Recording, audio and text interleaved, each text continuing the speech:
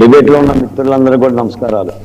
వర్మ గారు, మనం కూడా అవసరమైన సబ్జెక్టు మీద చర్చ పెట్టడం కంటే అనవసరమైన అంశాల మీద ఇది అనవసరం అవ్వదు కదండి. ఇప్పుడు హిందూ సమాజం ప్రత్యేక మీటింగ్లు పెట్టుకుంటున్నారు చాలా మంది. ఇది చిన్న అంశం కాదు. ఇది ఎటువైపు వెళ్తుందో కూడా అర్థం కాని పరిస్థితి. ఏవో ఫండ్స్ వస్తున్నాయి అంటున్నారు విదేశాల నుంచి. ఒక్కరే ఉన్నారా? ఇంకా చాలా మంది విస్తరించి ఉన్నారా? ప్రతి ప్రాంతాల్లోని ఉన్నారా? ఇదంతా కొట్టిపారేసే అంశం కాదు. ఇందులో చూస్తుంటే నిజంగా ఇది జరిగితే. వర్మ గారు, అంటే నేను ఎందుకు అనవసరమైన సబ్జెక్ట్ అంటున్నానంటే, ఇప్పుడు మీరు చెప్పిన నామధేయం స్వాతంత్ర సమరయోధుడు కాదు, మానవ హక్కుల వాది కాదు, పౌర హక్కుల వాది కాదు, ఏ దళిత బహుజన కులాల తాత్వికుడు కాదు, బహుజన కులాల సంక్షేమం కోసం కష్టపడ్డ వ్యక్తి కాదు. Only one, he is a YouTuber only, that's all. ఈ రోజున మీడియా వేరు, యూట్యూబ్ ఛానల్స్ వేరు. మీడియాకు ఒక నియంత్రణ ఉంటుంది, ఒక క్రమశిక్షణ ఉంటుంది, ఒక యజమాని ఉంటుంది. యూట్యూబ్ ఛానల్కి ఎవరు ఉండరు. అతనే కర్త, అతనే కర్మ, అతనే క్రియ. అతను మాట్లాడిందే మాట. అంటే సోషల్ మీడియా వచ్చిన తర్వాత యూట్యూబర్స్ వాళ్ళ ఆదాయం కోసం యూట్యూబ్లు పెట్టుకొని పనిచేస్తుంటారు. కాబట్టి ప్రలోభాలకు గురవటానికి ఎక్కువ ఆస్కారం ఉంటుంది.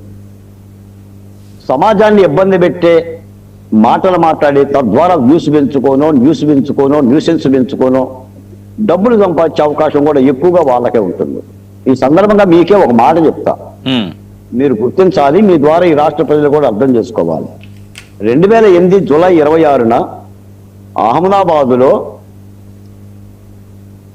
70 నిమిషాల్లో 21 బాంబు పేలుళ్లు జరిగింది. దాదాపుగా 56 మంది మరణించారు, 246 మంది గాయపడ్డారు. ఈ నెల తర్వాత నిన్న అహ్మదాబాద్ కోర్టు 38 మందికి మరణశిక్ష విధించింది, 11 మందికి జీవిత ఖైదు విధించింది. అవును, ఈ దేశానికి భద్రత అవసరం, సమాజానికి భద్రత అవసరం. సమాజాన్ని భయపెడదాం, దేశాన్ని భయపెడతాం, లేదా హిందూ మతాన్ని భయపెడతాం అని అనుకునే వాళ్ళని భయపెట్టాల్సిన బాధ్యత ప్రభుత్వాల మీద ఉంది. అలా భయపెట్టే వాళ్ళని లోపలియ్యాల్సిన బాధ్యత. వాల్కోటి గారు, మీది ఫ్రీజ్ అయింది.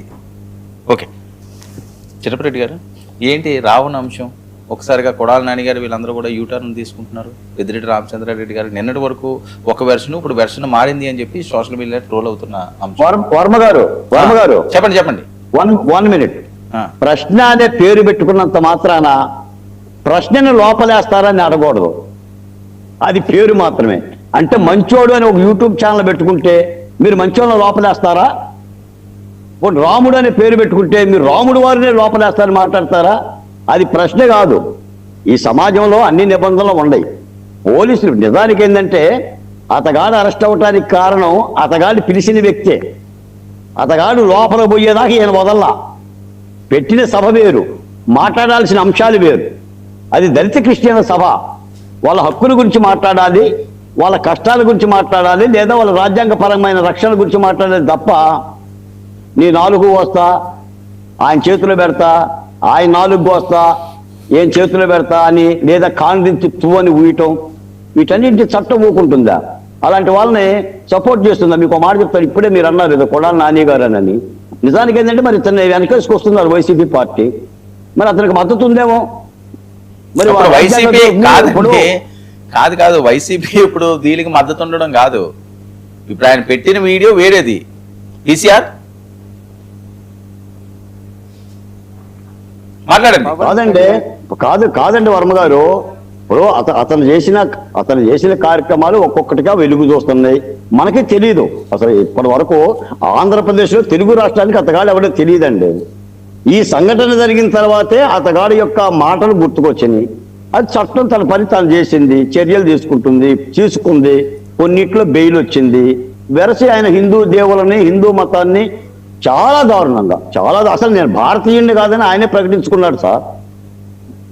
ఇప్పుడు కసబకు హక్కులు ఇచ్చారు, మాకెవరు హక్కులు అంటే కసబ్ ఏంటి, మీకు హక్కులు ఏంటి, అసలు ఏం మాట్లాడుతున్నారు? మరి ఈ విధమైన చర్యలు ప్రభుత్వం తీసుకోకుండా ఎలా ఉంటుందండి? ఒక డిప్యూటీ ముఖ్యమంత్రిని మీరు అంటే మరి మేము మాట్లాడొచ్చు, కానీ మేము మాట్లాడు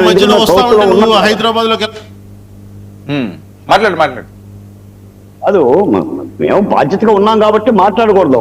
ఒక డిప్యూటీ ముఖ్యమంత్రిని పట్టుకొని కాంగ్రెస్ తూ అని అదని ఇదని మాట్లాడితే, లేదా ఒక డిప్యూటీ స్పీకర్ని పట్టుకొని కోసేస్తావు నిన్ను కోసేస్తావని మాట్లాడితే మరి చట్టం మరి చర్య తీసుకోకుండా ఎలా ఉంటుంది? దాని గురించి పెద్ద చర్చగా సార్ ఈ రాష్ట్రంలో ఇప్పుడు దీనికోసం కాదు కదండి, అవన్నీ బెయిలబుల్ సెక్షన్లే. ఇప్పుడు వేరే రాజద్రోహం అయింది కదా, ఇప్పుడు పవన్ కళ్యాణ్ గారు అన్నది అది వేరు, అది అయిపోయింది, దానికి బెయిల్స్ వచ్చినాయి, ఇప్పుడు అది టర్న్ అయ్యింది, అది టాపిక్. అవును, మరి ఆయన వ్యవహార శైలి అలా ఉంది. ఆయన హిందూ మతం మీద దాడి చేస్తూ మాట్లాడి, లేదా మావోయిస్టులు మద్దతు చేసి మాట్లాడి కూడా వెలుగు తీసిని, వాటి మీద పోలీసులు చట్టాలు కట్టారు, కేసులు కట్టారు. ఇప్పుడు కొడాలి నాని గారేమో అది ఉపా చట్టం అయితే ఉప్మా చట్టమా ఇడ్లీ చట్టం అని ఆయన మాట్లాడుతున్నాడు.